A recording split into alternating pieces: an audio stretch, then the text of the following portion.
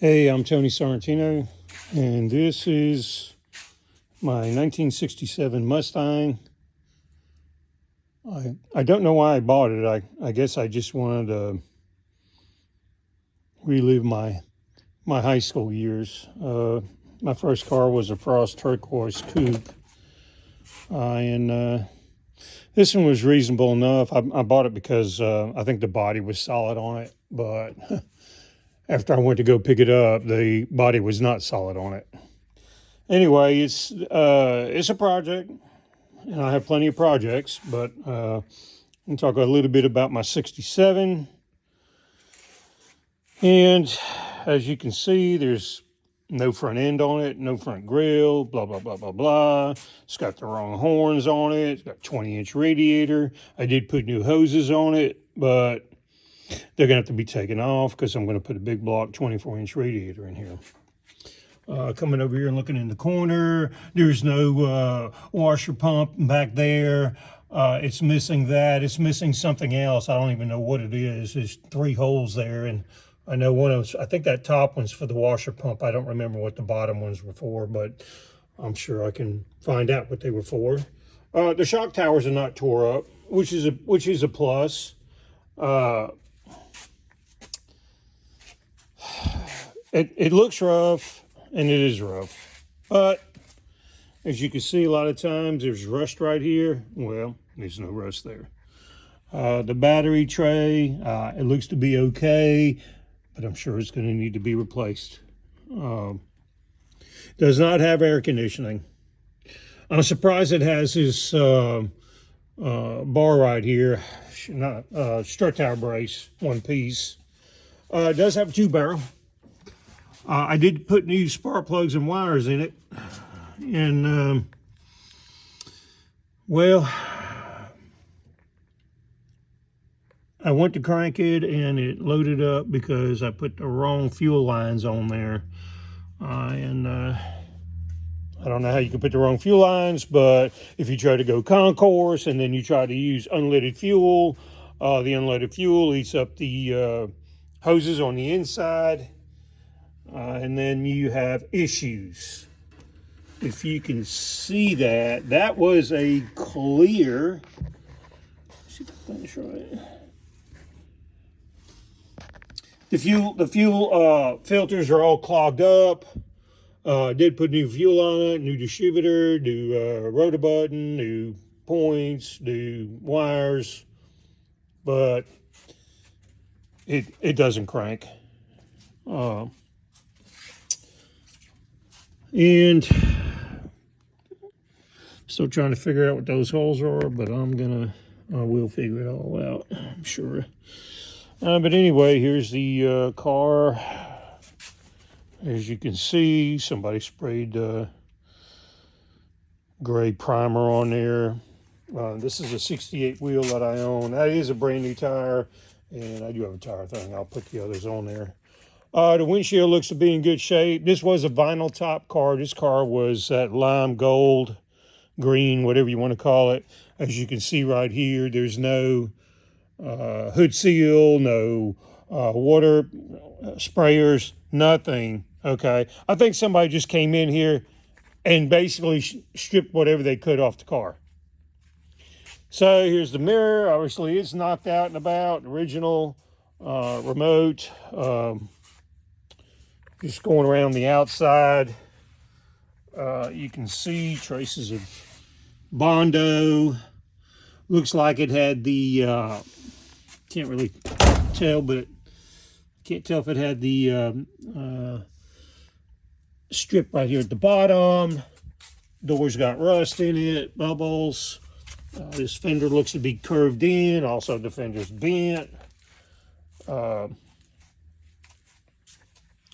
Does have a original 289, so it's got the 8-inch axle. The back of the car, it seems to be okay, but obviously you can tell that the everything here is just freaking dated and rusted and everything else. It does have the wire for the light, as you can see. The back trim looks okay. There's no very minor surface rust, so that's a good deal. Doesn't look like we have correct alignment on the deck lid. And coming up here again, some rust here, but this is something that looks very minor. This is an issue that I don't understand why these cars rust like that right there. I guess dirt gets up in there, and then it causes the wheel well lip to rust. But if you look inside the wheel well, don't look too bad, you know. The door does open on both sides.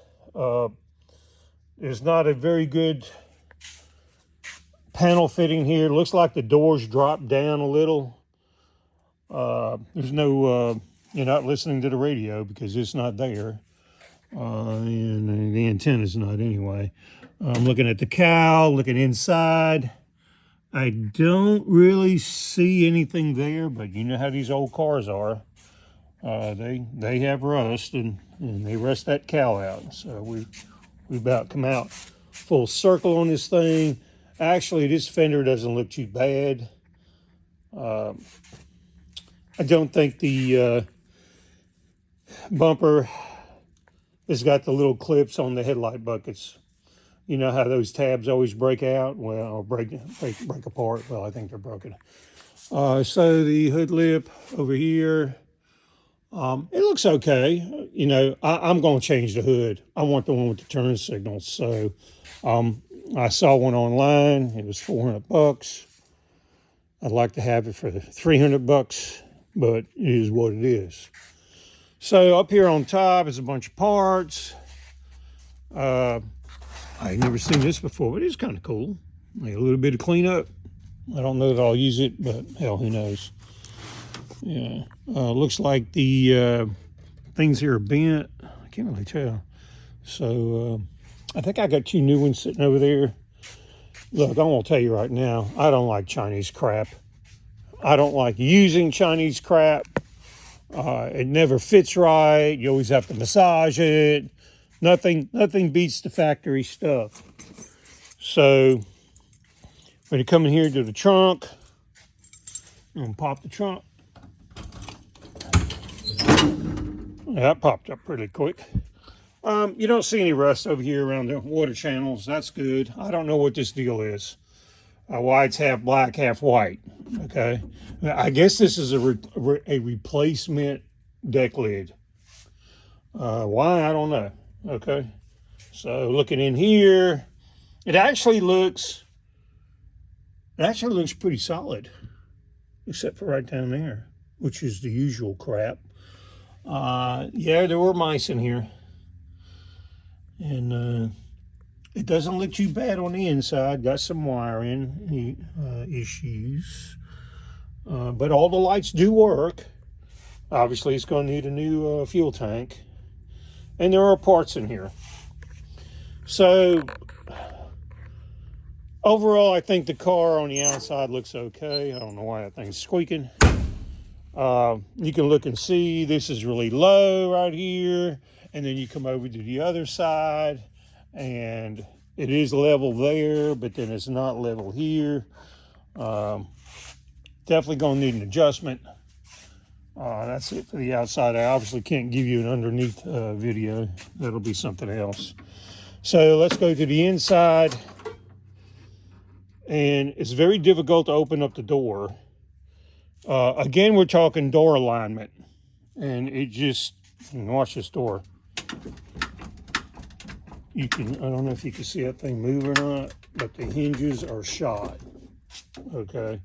Here's the control button for the mirror. Technically, it does work. Okay.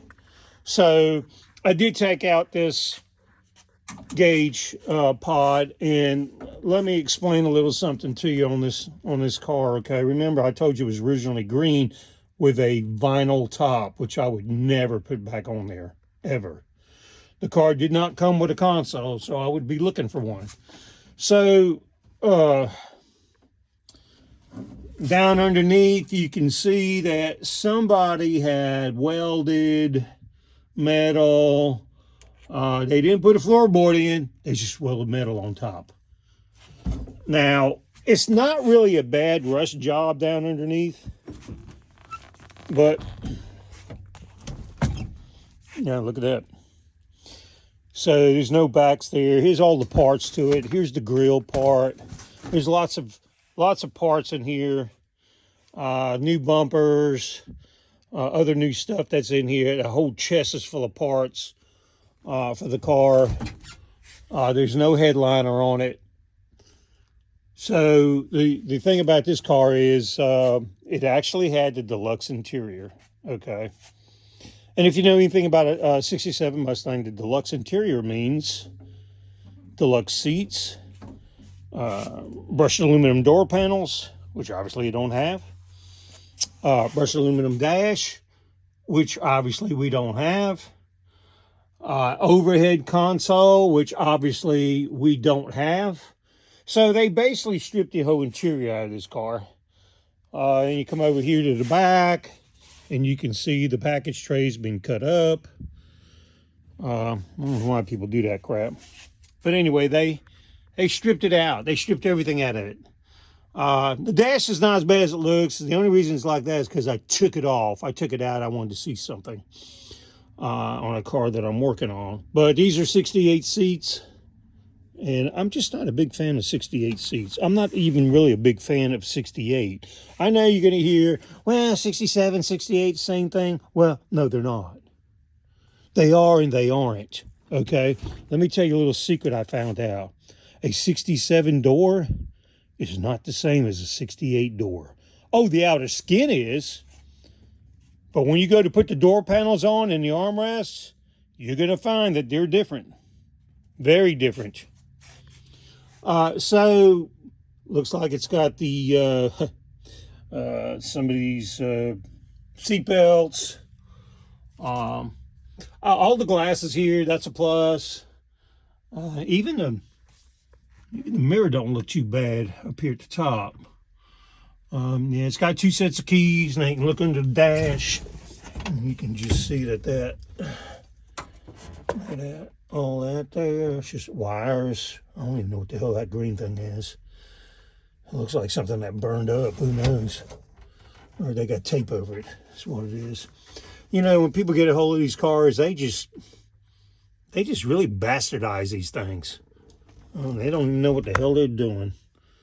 They don't know anything about these cars. They cut wires. They instead of getting the right connecting pieces, they just cut wires. So obviously there's no, I don't see any floorboard lights. It's going to be a project, but it's one I'm willing to tackle. And I feel like this car will be a whole lot different what it looks like right now once I start working on it. The big thing for me is the body and the paint. The rest of it, I can handle. So